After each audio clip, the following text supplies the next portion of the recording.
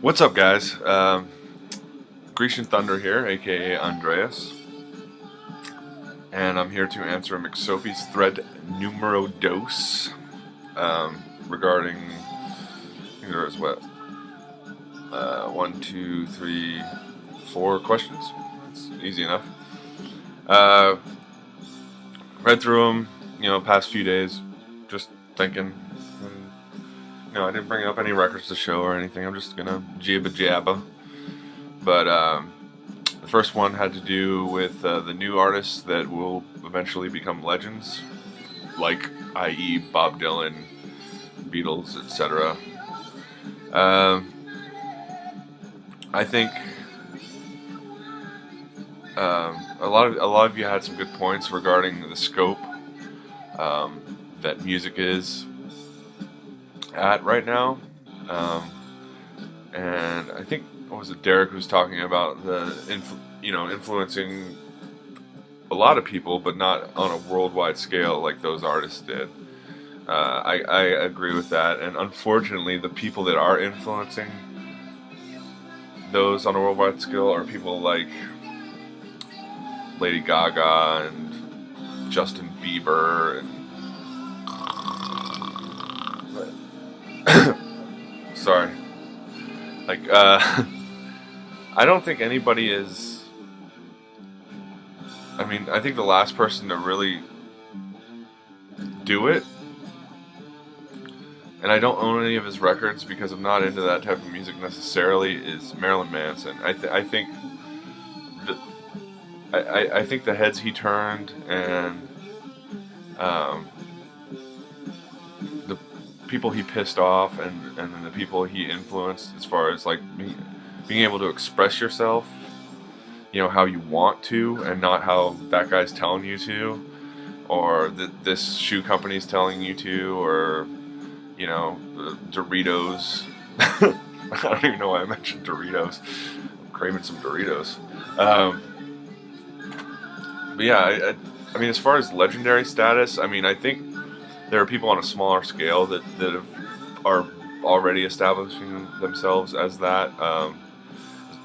I don't have any of his records, but I think Conor Oberst, Bright Eyes, that whole thing. He's probably been modern music-wise. I think like the Bob Dylan-esque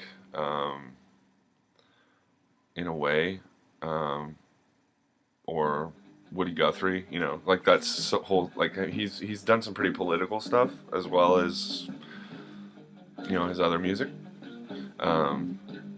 Legendary modern. I can't really think of anybody that's like really making that much of a mark right now. Of course, I'm not really listening to a lot of modern music. You hear in the background, I'm listening to Black Sabbath. You saw the records I just showed you. I'm stuck in the 70s, guys. I'm yeah, I just bought the Earth record. I'm getting into like more modern stuff, but it's all stuff that's like, it's been done, and there's a reason they're called cliches. It's because they're true, and I don't know. Legend. I've said it before. Everybody's a legend in their own mind. I think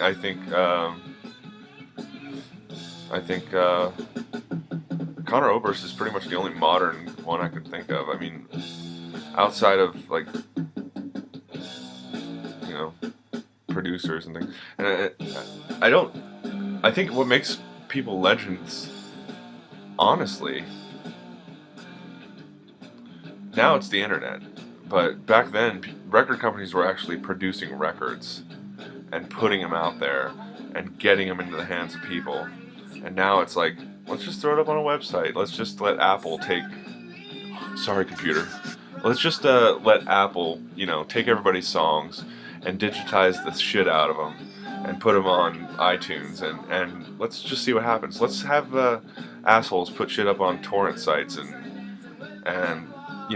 free music for everybody. It's like, I don't know. I'm still about supporting the artists, buying their records, even if they're dead. Their estate still deserves something. And I know if by buying stuff at garage sales and for my friends isn't necessarily supporting the artist, but somebody supported that artist, you know, when they bought the record. So, but yeah, if you're, I don't know. Ooh. But yeah, don't really think there's a chance for another legend unless somebody comes along and just rips the roof off and like changes the game again. I think the last person to do that was Nirvana, Kurt Cobain. I think it's just the timing, you know. Metal has been run to the ground at that point as far as like what I call happy metal. Um, and as far as popular music goes, now see, I haven't been to a big show since 1990. I went to see Metallica on the Black album tour, and that was the last huge show I've ever been to. Since then, it's been nothing but, you know, maybe at the max like 1,500 seat venues, small bars, clubs, seeing local bands, seeing touring bands, small time touring bands, who eventually become bigger bands like Mastodon and things like that. I saw them in like a 100, 200 person club actually, and then High on Fire was another one. One of my bands opened up for them. I mean, and now they're big in the metal community. Not that they weren't before, but they were just starting out back then. So, yeah. Let's see. What's the next question?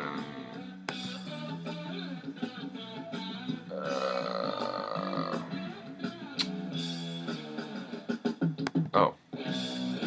Do you ever get intimidated by your... No. Obviously not. Mine's so tiny right now. But sometimes, like, you know, like yesterday at the party, I was having problems picking what to play. Partly because I was inebriated. But the other part of me was like, well, I don't really have stuff that I think people here will like to hear, because, you know, I don't know. But yeah, I don't know. Eventually I stopped giving a fuck and just played what I wanted, you know, which was okay. But yeah, I don't get intimidated, and eventually I will. And much like Derek and Big Star, I'll probably make all my decisions on the throne, which is, you know, it's where all my thoughts are formulated. Top 5 artists of all time, and then the thing about can't pick different genres. I guess I'd have to choose rock and roll. I'm not going to do it in any particular order. It's going to be the Rolling Stones, Jesus Lizard, Brainiac. That's 3. And the Muzzies. And they were, the only reason they're in my top 5 is because they really, I mean, it was a band that I was hanging out with before I started playing music, and they got me, you know, really excited about playing music, and it hasn't stopped since. And then,